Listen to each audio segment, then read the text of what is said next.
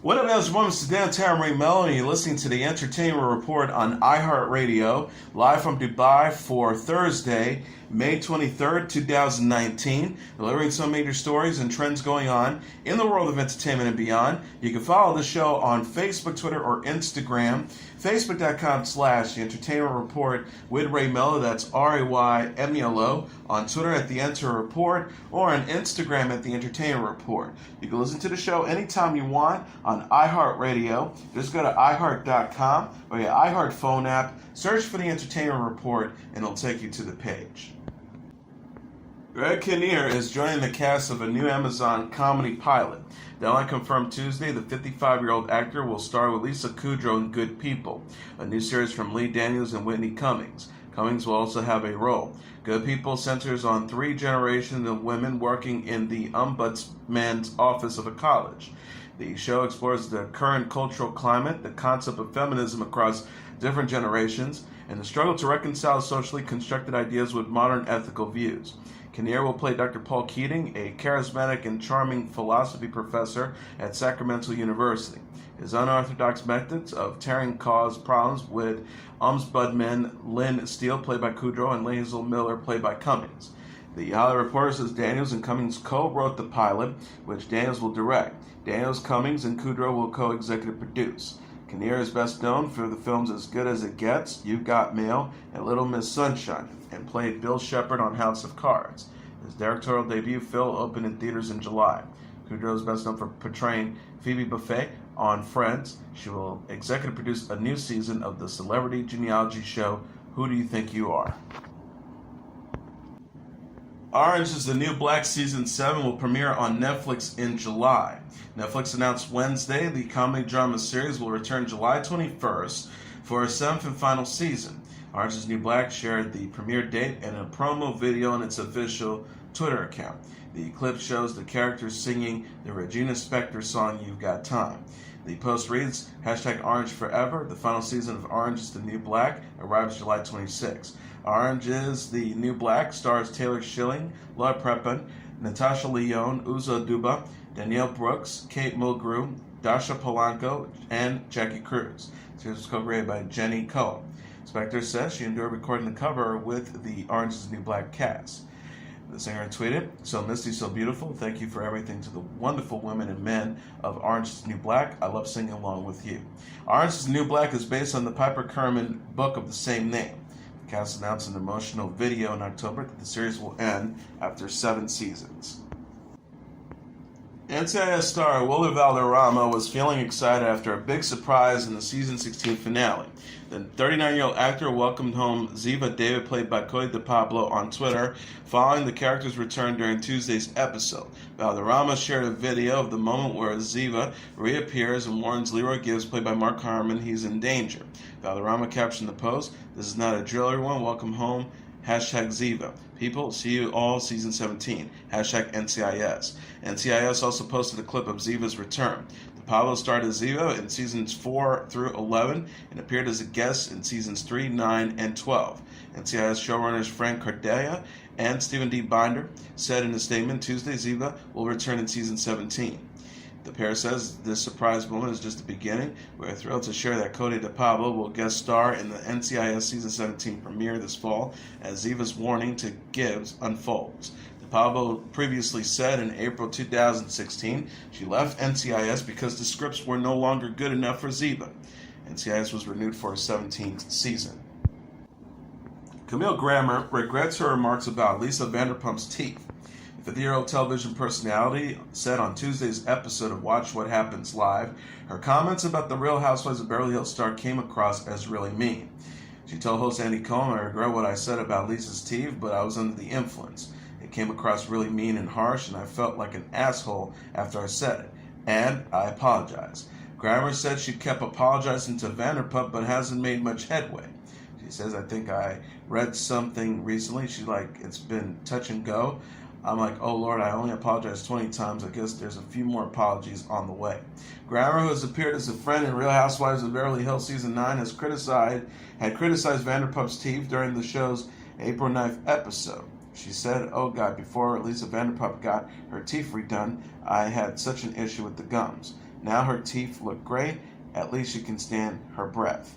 Vanderpump responded to Grammer's remarks in an interview with Too Fab this week. The star said she was a great friend of mine, and then she starts saying weird things about my smile, my teeth, my gum line. I've never had a gum problem in my life, never had a tooth problem in my life. Grammer was known for her outspoken comments during Real Housewives of Beverly Hills Season 1.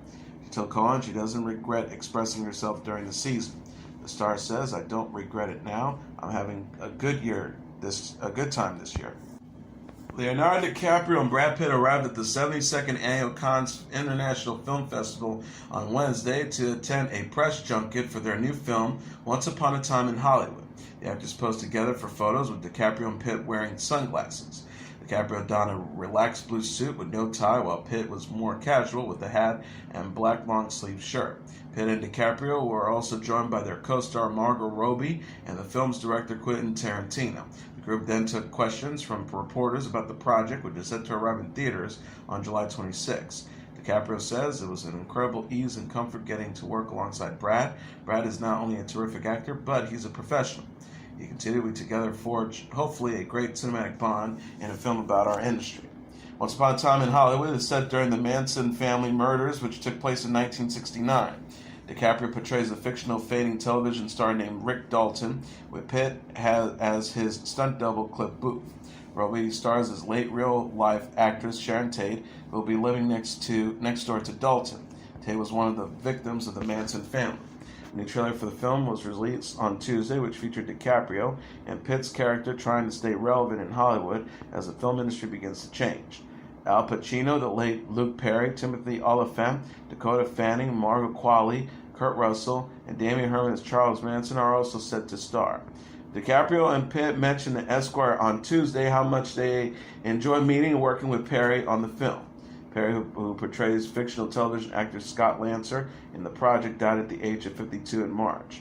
Pitt says, we're like kids in the candy shop because I remember going to the studio and Beverly Hills 90210 was going on, and he was that icon of coolness for us teenagers. It was this strange burst of excitement that I had to be able to act with him.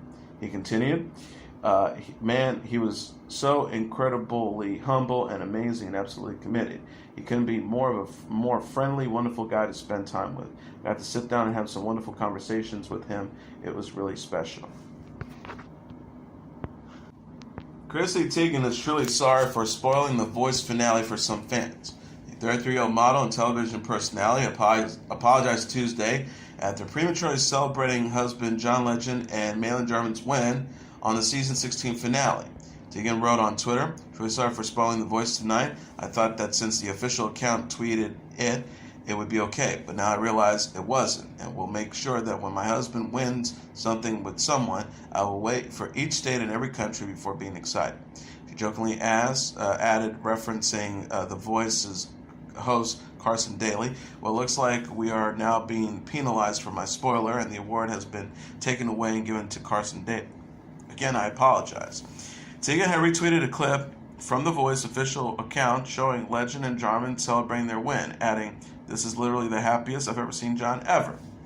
The finale aired live on the East Coast, but had not yet aired in the West. Jarman beat Andrew Sevener, Dexter Roberts, and Gwyneth Rejon to win season 16.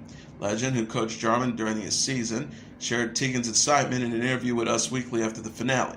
The singer said, "She had me texting her because, we're on the West Coast and we don't get it to see live on television. Finally, I was able to tell her we won. She's very excited." Season 16 marked Legend's first season as a coach. He'll return in season 17 with Blake Shelton, Adam Levine, and Kelly Clarkson. Game of Thrones star Christian Kinnear starts a new morning talk show with Kathy Lee Gifford in a new skit on Jimmy Kimmel Live.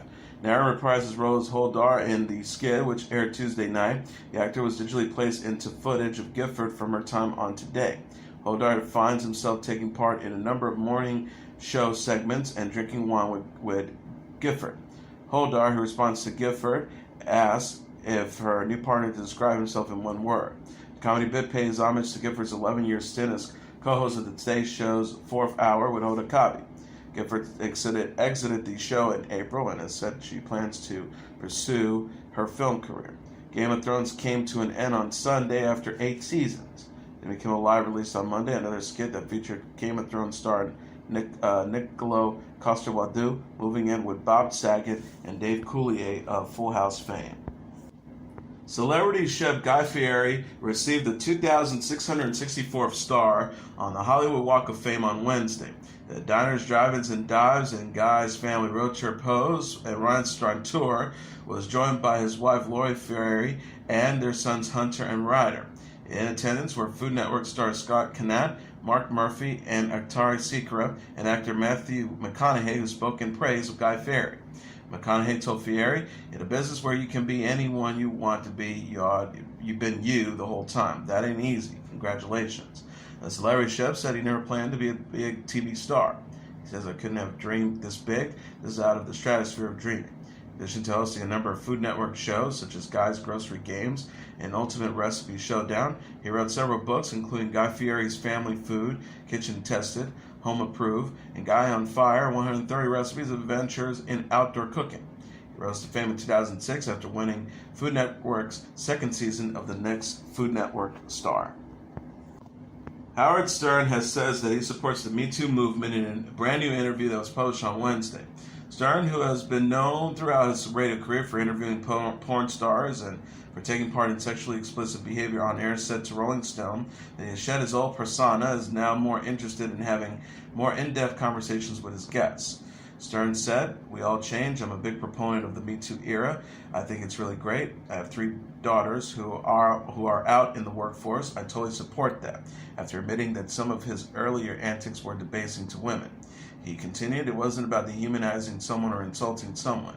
It was more about sort of being caught in the rock and roll world that we live in. But now when I look at that, it doesn't fit." The radio personality says, "All of my outrageous antics, I think, made people more comfortable with their own sexuality. There are implications of, hey, nowadays, what would you do? Absolutely not." Stern had recently released his first book in over 20 years titled Howard Stern Comes Again. The book serves as a collection and celebration of some of his best interviews throughout his career. Stern made headlines when he said on The Tonight Show that his interview with the late Robin Williams was one of his biggest regrets. He said on the talk show, "As I went through psychotherapy and I started thinking about people, I could only think about Robin Williams and how it went so wrong." Moby insists he once dated actress Natalie Portman. The 53-year-old singer responded in an Instagram post Wednesday after Portman, 37, denied they dated and said Moby was creepy with her when she was a teen. Moby wrote, "I recently read a gossip piece wherein Natalie Portman said that we'd never dated. This confused me as we did, in fact, date. And after briefly dating in 1999, we remained friends for years." He says, "I like Natalie and I respect her intelligence and activism, but to be honest, I can't figure why she would actively misrepresent the truth about our brief involvement." Moby claimed he dated Portman in his book, Then It Fell Apart, saying the fling happened when he was 33 and Portman was 20. He stood by his claims in the post. The star said, "The story as it laid out in my book, Then It Fell Apart, is accurate with lots of corroborating photo evidence, etc. P.S. I completely respect Natalie's possible regret in dating me. To be fair, I would probably be regretting dating me too, but it doesn't alter the actual facts of our brief romantic history." Portman shared her side of the story in an interview with Harper's Bazaar UK published Tuesday. She told the magazine she was barely 18 when she met Moby. The actress says, "I was surprised to hear that he characterized the very short time that I knew him as dating because my recollection is a much older man being creepy with me when I just had graduated high school." She added, "He said I was 20. I definitely wasn't. I was a teenager. I just had turned 18. I was a fan and went on to one of his shows when I had graduated. He was on tour and I was working, shooting a film, so we only hung out a handful of times before I realized that this was an older man who was interested in me in a way that felt inappropriate." Grammy-winning singer Lady Gaga will perform at the famous Apollo Theater in June. Rolling Stone confirmed Wednesday the 33-year-old singer will take the stage June 24th at a special invitation-only concert hosted by Sirius XM and Pandora at the Apollo Theater in New York. Variety says Howard Stern announced the news during Wednesday's episode of his Sirius XM radio show, The Howard Stern Show. The performance is meant to celebrate Sirius XM and Pandora's recent merger. Sirius XM and Pandora will give listeners a chance to win tickets via an email to qualified subscribers. The concert will air on the Sirius XM channels Hit 1, Power 101 and Pandora Now. June 24th show will mark Lady Gaga's first performance at the Apollo Theater and her first concert in New York in nearly 2 years. Lady Gaga says, performing at the Apollo has always been a dream of mine. Thank you to Sirius XM and Pandora for inviting me. I'm excited for my fans to see a special show at this iconic venue. Lady Gaga released the album Joanne in October 2016 and starred in the 2018 film A Star is Born. She will bring her Enigma residency show at the Park Theater at MGM Las Vegas to a close in November. Here are the top 10 songs on the Billboard Hot 100 sales charts for the week of May 25th. Number 10, Halsey with Without Me. Number 9, Khalid with Talk. Number 8, Taylor Swift featuring Brendan Urie with Me. Number 7, Sam Smith and Normani with Dance with Someone. Number 6, Post Malone and Swally with Sunflower. Number 5, Post Malone with Wow. Number 4, Billie Eilish with Bad Guy. Number 3, Jonas Brothers with Sucker. Number 2, Ed Sheeran and Justin Bieber with I Don't Care. And the number 1 song on the Billboard Hot 100 sales charts for the week of May 25th, Lil Nas X featuring Billy Ray Cyrus with Old Town Road. And as the entertainment report for Thursday, May 23rd, 2019, I'm your host, Mr. Downtown Ray Melo. I'll be back on tomorrow to deliver some major stories and trends going on in the world of entertainment and beyond. You can follow the show on Facebook, Twitter, or Instagram. Facebook.com/The Entertainment Report with Ray Melo. That's RAYMELO. On Twitter at The Enter Report, or on Instagram at The Entertainment Report. You can listen to this episode or any previous episodes of The Entertainment Report anytime you want on iHeartRadio. Just go to iHeart.com or your iHeart phone app. Search for The Entertainment Report, and it'll take you to the page. Good night, and God bless you all.